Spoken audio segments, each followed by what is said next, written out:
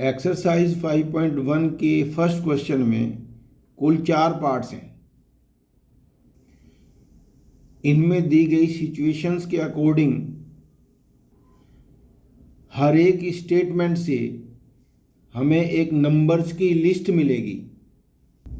हमें बताना ये होगा कि जो लिस्ट नंबर्स की हमें मिली है वो अर्थमेटिक प्रोग्रेशन है या नहीं। अगर वो एपी है तो क्यों है, और अगर वो एपी नहीं है तो क्यों नहीं है, ये रीज़न हमें बताना है।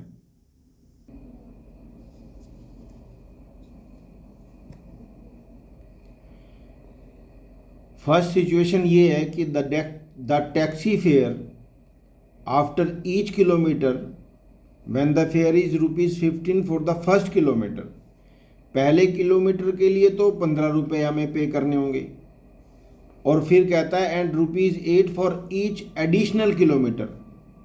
तो अगला किलोमीटर होगा तो उसमें हमें 8 रुपये एडिशनल देने पड़ेंगे। पहले किलोमीटर के 15 रुपये और 8 रुपये अगले किलोमीटर के, यानी 23 रुपीज़ हो गए, 15 और 8।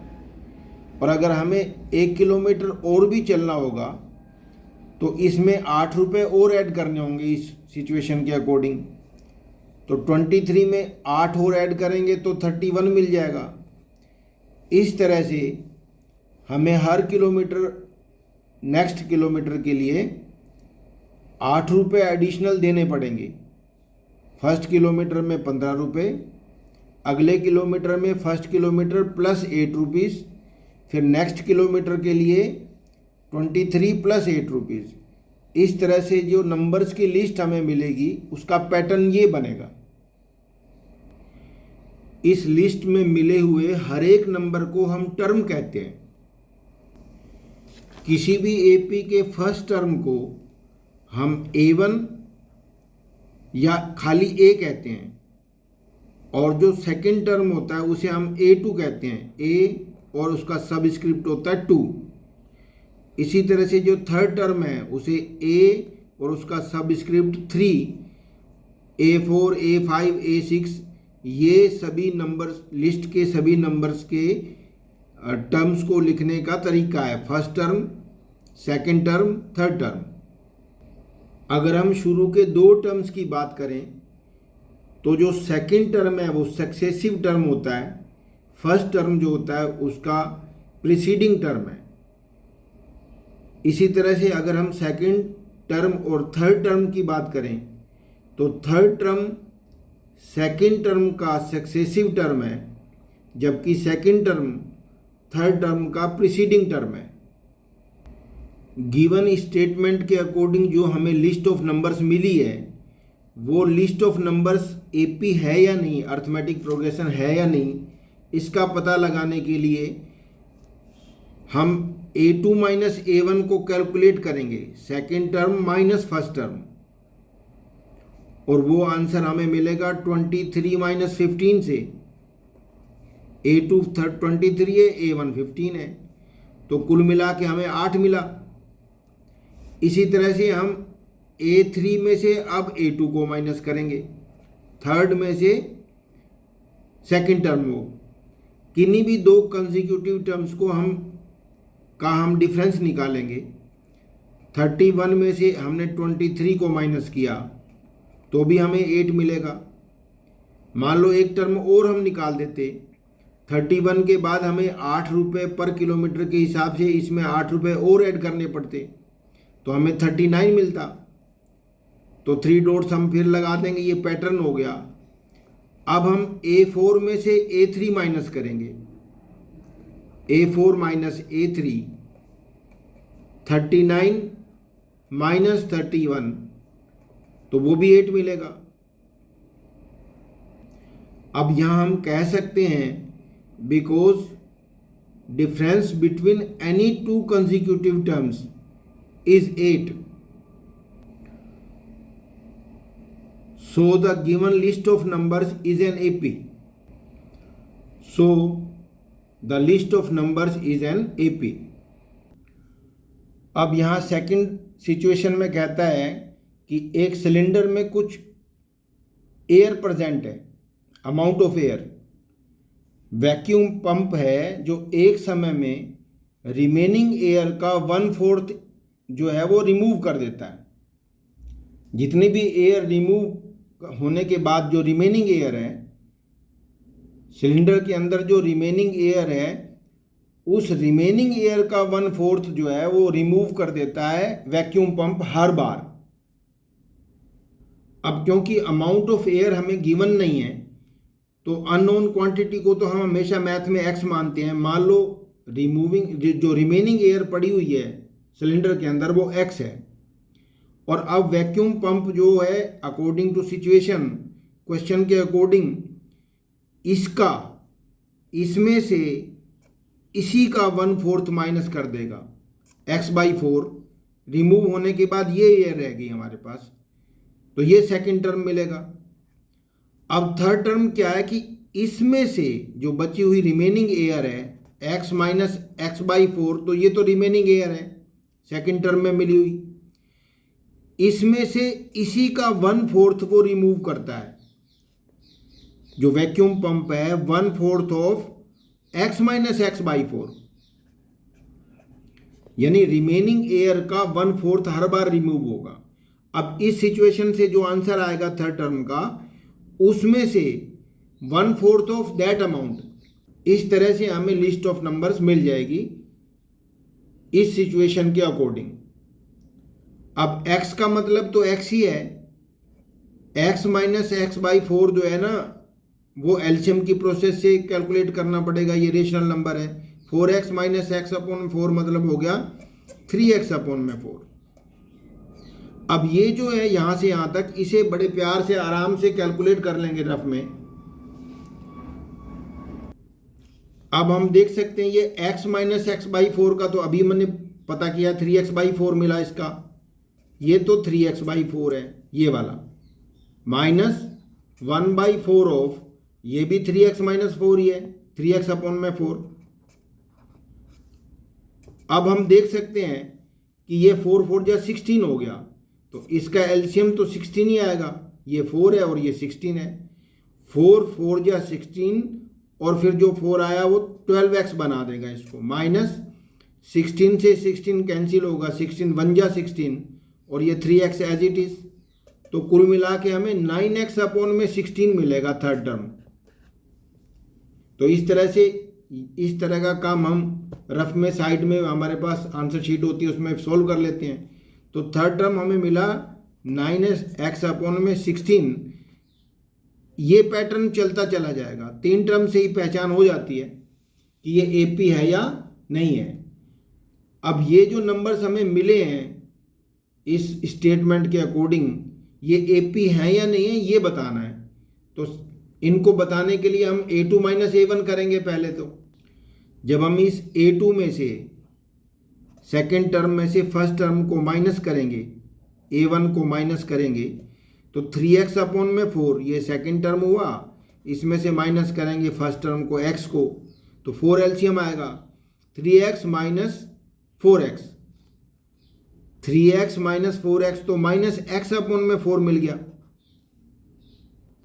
अब हम a3 माइनस a2 करके देखेंगे कि ये डिफरेंस कॉमन डिफरेंस है या कॉमन नहीं है।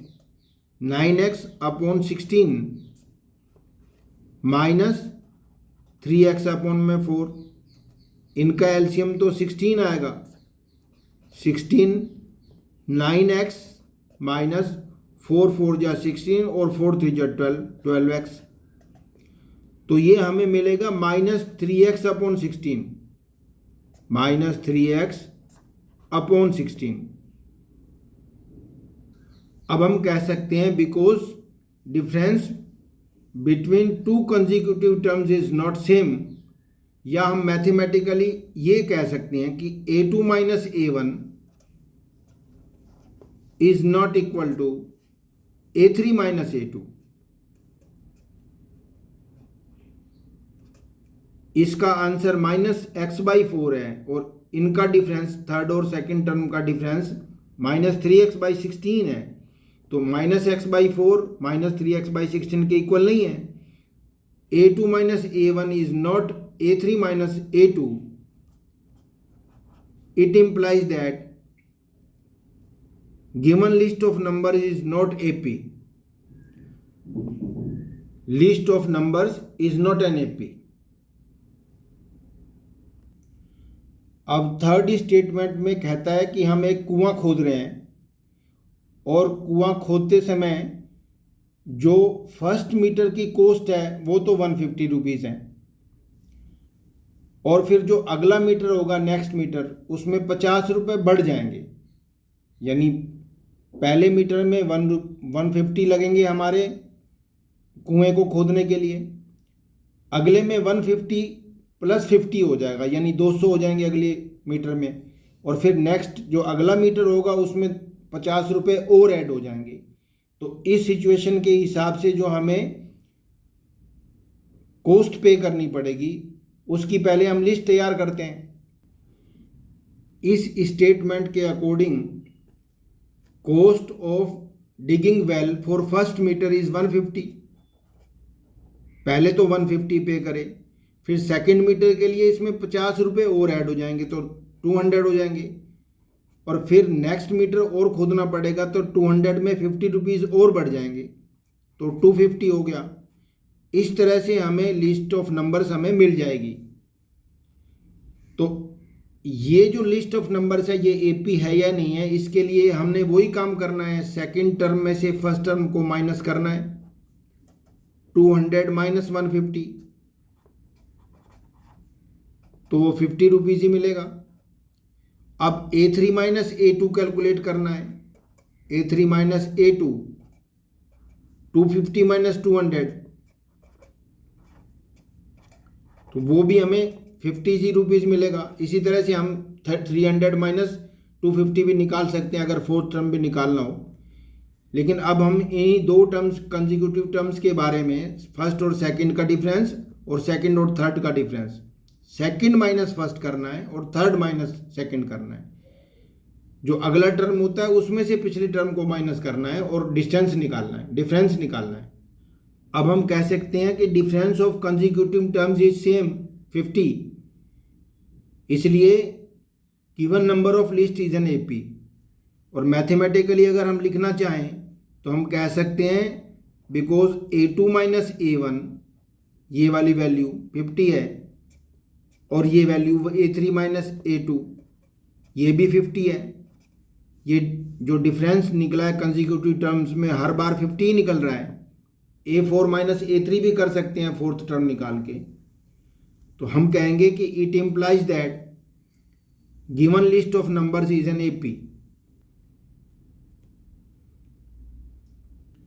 अब फर्स्ट क्वेश्चन की फोर्थ पार्ट में सिचुएशन ये है कि हमारे बैंक के अकाउंट में 10,000 रुपीज़ डिपॉजिट पड़े हुए हैं और बैंक हमें 8% पर एनएम के हिसाब से इंटरेस्ट पे करता है। तीन ही अमाउंट से हमें पता चल जाएगा कि जो अमाउंट से मिलने वाली लिस्ट ऑफ नंबर्स हमें मिलेगी वो एपी है या नहीं है। अब 10,000 रुपये ये तो अमाउंट हमारे पास डिपॉजिट में पड़ा हुआ है बैंक में, पहले साल हमने शुरू में भर दिया। अब इसके ऊपर 8% के हिसाब से हमें इंटरेस्ट मिलेगा, तो जो अमाउंट हमें मिला वो कितना है ये निकालना है हमें। और अमाउंट का फॉर्मूला हमारे पास होता है प्रिंसिपल वो अमाउंट है जो शुरू में रखा हुआ है, principal into 1 plus R/100, R मतलब परसेंट कितने मिला है 8% के हिसाब से, R/100 के पावर n का मतलब फर्स्ट ईयर में n की वैल्यू 1 है, T भी लिखते हैं बच्चे, n भी लिखते हैं, n मतलब नंबर ऑफ ईयर्स। ये एक साल के बाद हमारा अमाउंट हो गया। अब हमें पहले साल में हमारे 10,000 रुपये थे, सेकंड ईयर में हमारे पास ये पड़े हुए हैं। अब इसके ऊपर हमें थर्ड ईयर में जो हमें मिलेगा, हमारा अमाउंट जो तीसरे ईयर में बनेगा वो 10,000 इंटू 1 प्लस 8/100 के ऊपर अब 2 पावर आ जाएगी। जो कंपाउंड इंटरेस्ट होता है वो ऐसे ही निकलता है, प्रिंसिपल इंटू 1 प्लस R/100 के ऊपर पावर्स लगाती हैं। 1 साल के बाद 1 पावर लगेगी तो 2 साल के बाद यहाँ पावर 2 लग जाएगी। इस तरह से हमें नंबर की एक लिस्ट तैयार हो जाएगी। अब हमें ये बताना कि ये जो नंबर्स हैं ये लिस्ट ऑफ नंबर्स एपी है या नहीं है। तो पहले हम इसे कैलकुलेट कर लेते हैं। ये तो 10,000 है ही पहला टर्म। तो अब इसे कैलकुलेट कर लेते हैं, रफ में आराम से कैलकुलेट करके देख लेंगे कि ये क्या मिलता है। देखो ये 10,000 1 में 8/100 ऐड करेंगे तो 100 + 8 108 डिवाइड बाई 100। अब 2 जीरो तो इन 2 जीरो को कैंसिल कर देगी। हमने 100 को 108 से इंटू करना है तो 108 और 2 जीरो आ जाएंगी। 10,800 रुपये हमारे बैंक में अमाउंट के रूप में ये पड़े होंगे सेकेंड ईयर में। अब थर्ड ईयर के लिए 10,000 तो प्रिंसिपल है और ये 108 अपॉन में 100 है। 108 अपॉन में 100 की पावर्स 2 है, ये 2 पावर लिखी हुई है तो इसे 2 बार इंटू करना पड़ेगा, 2 पावर का मतलब। अब इसे कैलकुलेट करेंगे। अब 2 जीरो तो ये गई और 2 जीरोज ये गई। 108 को 108 से इंटू करना है। अब जब हम 108 का 108 से प्रोडक्ट निकालेंगे तो हमें 11,166,4 ये आंसर मिल जाएगा। 11,166 और 4 ये हमें पैटर्न मिलेगा लिस्ट ऑफ नंबर्स का। अगर हम 8% के हिसाब से 10,000 अमाउंट डिपॉजिट करके हर साल का अगर हम अमाउंट निकालेंगे तो। अब हमें बताना ये है कि ये जो नंबर्स की लिस्ट है ये एपी है या नहीं है। तो उसका रूल तो एक ही है, जब हम लिस्ट ऑफ नंबर्स हमें गिवन हो पहले सेकंड माइनस फर्स्ट कर लेते हैं, सेकंड माइनस फर्स्ट, फिर third minus second, fourth minus 3, ऐसे करके निकालते हैं। अब जब हमें नंबर की लिस्ट निकालनी, हम 3 ही नंबर निकालेंगे, उसी पता लग जाएगा कि ये एपी है या नहीं है। A2 माइनस A1, 10,800 में से 10,000 माइनस करेंगे तो 800 रुपये बचेंगे। अब A3 माइनस A2, अब इनका डिफरेंस 11,664 में से 10,800 माइनस करने तो ये 864 मिल जाएगा। जो कंपाउंड इंटरेस्ट होता है ऐसे ही मिलता है, क्योंकि पहले डिपॉजिट 10,000 पे मिला, अब नेक्स्ट ईयर का डिपॉजिट ही 10,800 हो गया। तो कंपाउंड इंटरेस्ट हमेशा जब मिलता है तो हर साल अगर अमाउंट में से हमने कुछ निकाला नहीं है तो इंटरेस्ट हमेशा नेक्स्ट ईयर में, अब जैसे पहले साल के बाद दूसरे साल में 64 रुपये और फालतू मिल गए। लेकिन हमें तो ये बताना है कि ये एपी है या नहीं है। तो हम कह सकते हैं कि A2 minus A1 difference between 2 consecutive terms is not same. A3 minus A2 के इक्वल नहीं है। ये मैथमेटिकली ये लिख लिया कि डिफरेंस सेम नहीं है, तो इसका मतलब ये हो गया कि given list of numbers is not an AP. तो लिस्ट ऑफ नंबर्स जो होती है वो एपी है या नहीं है, इसका पता लगाने के लिए हर एक सक्सेसिव टर्म में से प्रीसीडिंग टर्म को माइनस करते हैं, A2 माइनस A1। फिर इस टर्म का सक्सेसिव टर्म ये हो गया, सक्सेसिव, ये सक्सेसिव है, ये प्रीसीडिंग है, इसमें से इसे माइनस करेंगे A3 माइनस A2। और A4 भी यदि वो गिवन देगा तो हम A4 माइनस A3 भी करेंगे। लेकिन कोई स्टेटमेंट देकर के अगर लिस्ट हम नहीं बनानी है तो हम 3 ही टर्म्स निकालेंगे। अगर वो नंबर्स की लिस्ट बना के देता है तो जितने लिस्ट वो बना के देगा 3 या 4, हर एक बार हमें A2 minus A1, A3 minus A2, A4 minus A3, A5 minus A4 सभी करके देखने पड़ेंगे। लेकिन हमसे यदि नंबर भी हमसे ही बनवा रहे हैं तो हम तो 3 ही नंबर निकालेंगे और उन्हीं 3 नंबर की हेल्प से बता देंगे कि गिवन लिस्ट जो है वो गिवन लिस्ट ऑफ नंबर्स वो एपी है या नहीं है।